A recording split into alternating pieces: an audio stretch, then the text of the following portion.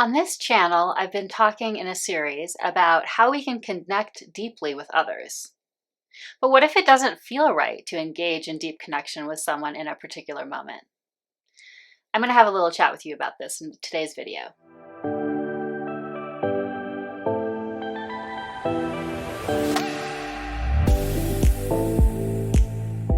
Hey everyone, I'm Sonja and this is Holiness Connection.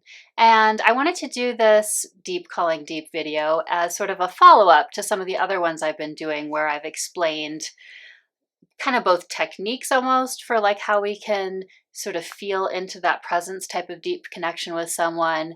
And I've also shared a couple of experiences of my own and another person so far. So I just wanted to cover something that I think becomes easily a question here, which is it always like the right time to do that? Or what if you don't want to do that? Something like that. And so I think it's most helpful actually to ask yourself some questions because it is a bit nuanced. The number one question could be, am I the right person in this moment to practice this deep connection?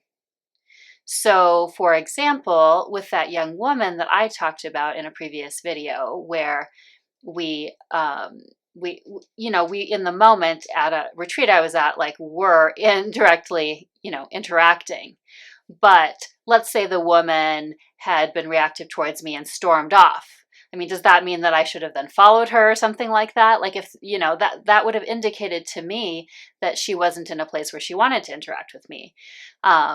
So I think that can be sort of an obvious example that like it's almost intrusive to try to then force like a deep connection, even if we're talking about something almost like more spiritual or energetic, like that to have it in sort of more this face to face or like being right with someone physically, like in their presence at that time might not be appropriate. So there can be many cases why perhaps you aren't the right person in the moment to practice the deep connection. Maybe there's someone else there who's trying to interact with them and it's a better thing that they're doing for that moment. So I think it's like very much a matter of discernment in a lot of ways. And it reminds me of kind of being akin to right speech as they talk about it in Buddhism. And I have this quote and I'll link in the notes to where I got it from. And it's speaking of right speech, it says, it is spoken at the right time, it is spoken in truth, it is spoken affectionately, it is spoken beneficially, it is spoken with a mind of goodwill. So I think the reason I'm pointing to that as like such a good example for an akin kind of discernment is because listen to how specific that is in thinking about it. Like sometimes when I'm talking probably in these videos, it's more about the feel of it, right? Like I'm talking about the feel of how to do it or how it feels to try to give the impression of what it's like and how you can do it. But I think sometimes when we want guidelines around when we'd be the right person to do it, for example, it's helpful actually to have more specifics like that to run through in our minds if we're trying to do that discernment. All right, so that number one was, am I the right person in this moment to practice this deep connection? Number two is to ask yourself, am I reactive? Like maybe you have something to metabolize first, such as anger. In my example about the young woman, I, made it clear that I was feeling in a very open space and able to do that with her where I stayed present and then we did connect. But if I had been extremely reactive right then, I don't think that it would be helpful for me to try to force in that situation. And I think we have to be honest with ourselves to try to notice what state we are actually in.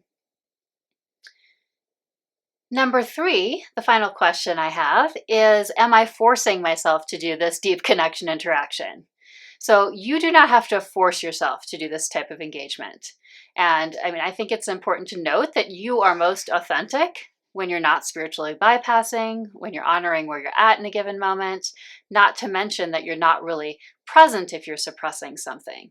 So beyond a little bit like the reactive issue, let's say it's not that you're full on reactive, but you just like have the sense that you don't want to do this or shouldn't do this. I do not think you should be forcing yourself to do that. And so it's also important to note that, when we're really present and open like that, we are connected to ourselves too. It's about the other person, but this isn't some kind of energetic or spiritual codependency or unhealthy empath activity, right? Like the goal of this is to be much more of a wholeness experience, a wholeness and holiness experience. So you are part of that too. The oneness is part of it between the two of you. The other person's part of it. You're part of it. But definitely not excluding yourself.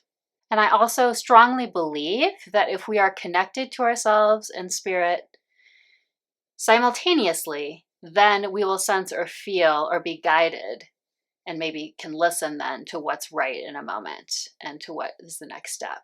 So it's a bit of a paradox, right? Because I think being willing and having an intention to practice and be present with people in the world does take some vulnerability. It takes some bravery. It takes, I think I've mentioned this in the channel before, one of my touchstone values, which is courage, but it meaning courage as that original meaning that came from the French word cœur for heart, meaning keeping an open heart. So there can very much be that intention and practice of just generally living that way in the world, and then, using that in particular interactions as well for deep connection.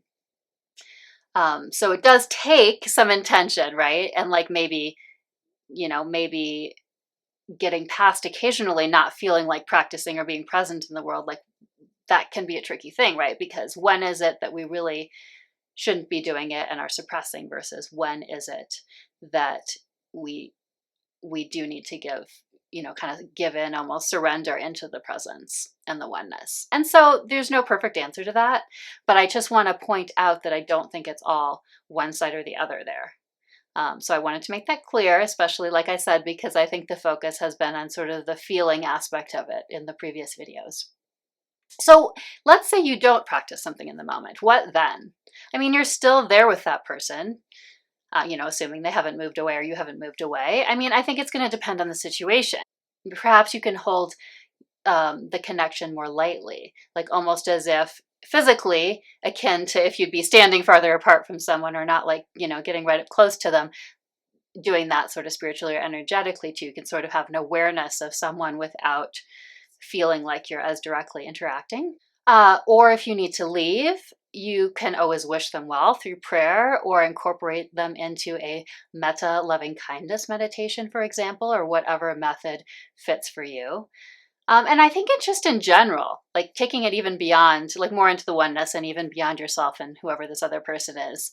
I think we can hold the wider awareness that isn't so individualized, just that they are part of you and you're part of them, and you can stay present and connected to that awareness and sense of the whole and the oneness overall, even beyond yourself and this other person, but including the both of you too. So I hope that was helpful, and I'd love to hear if anyone else has any other ideas for what could be helpful to ask oneself or to consider when doing this kind of deep connection practice.